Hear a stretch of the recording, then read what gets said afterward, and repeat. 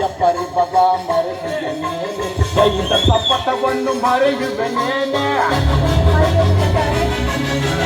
ಸಮಯ ಪರಿಭವ ಮರೆಯುವೆನೆ ದೈದ ಶಪಥವನ್ನು ಮರೆಯುವೆನೇನೆ ಚಿಂತಿಸಿದಾಗ ಧೂಪದ ಕುವರಿಯೇ ಚಿಂತಿಸಿದಾಗ ಧ್ರುಪದ ಕುರಿಯ ಹೆಚ್ಚಿದ ಮುಡಿಯ ಕಟ್ಟಿವೆ ಭಾರ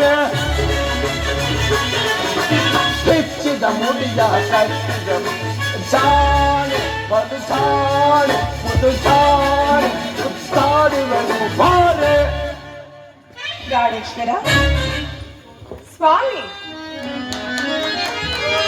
ಪ್ರಿಯತಮ ಸಮಯ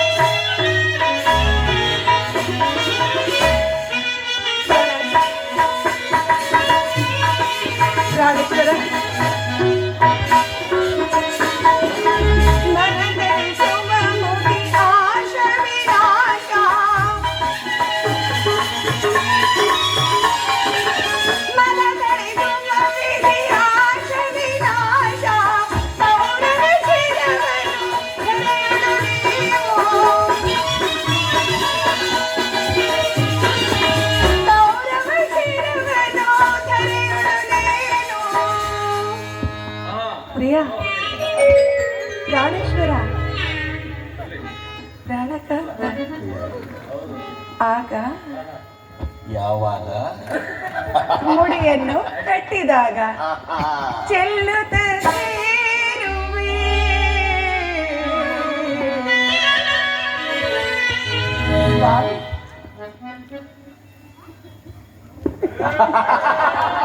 ಚೆಲ್ಲುತ್ತ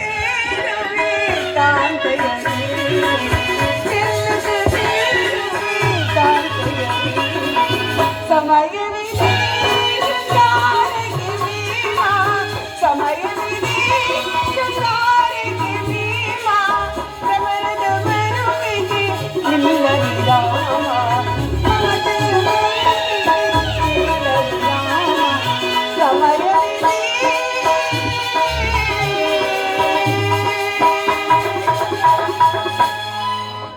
ಪ್ರಾಣೇಶ್ವರ ಪ್ರಾಣಕಾಂತ ನೆನಪಿರುವುದೇ ಹಿಂದೆ ಒಂದು ದಿನ ಈ ನನ್ನ ಬಿಡಿಗೋದಲನ್ನು ನೋಡಿ ಕುರುಕುರಾತಕ ಕಾಡರಾತ್ರಿ ಎಂದು ಹೇಳಿದಿರಿ ಮತ್ತು ಏನೇನೋ ಸಂಬೋಧಿಸಿದ್ದಿರಿ.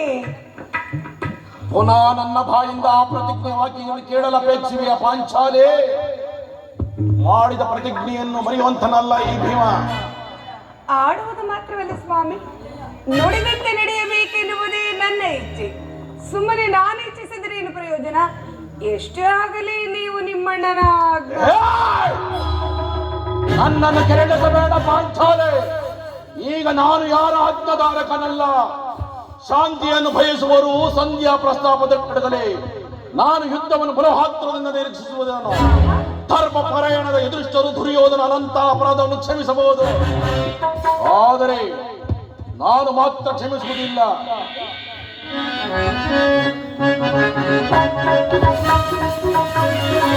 ಕೌರವನ ಬಾಳು ಕೆಳಸಿದೆ ಕಾಲು ಕಾಲು ಶುಭ ಮಧ್ಯೆ. ಕೌರವನ ಬಾಳು ಕೆಳಸಿದೆ ಕಾಲು ಕಾಲು ಶುಭ ಮಧ್ಯೆ. ಸೈನಿಸೆ ಸುರದಳು ಸೈನಿಸೆ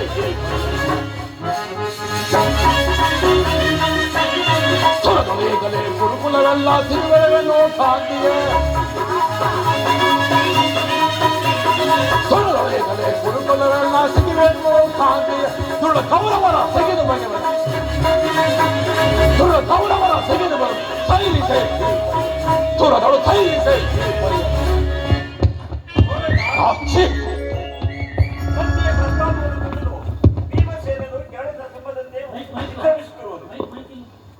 ಆತನನ್ನು ಸಮಾಧಾನ ಪಡಿಸಲು ನಿನ್ನ ಹೊರತು ಮತ್ತಾರು ಸತ್ತರಲ್ಲ.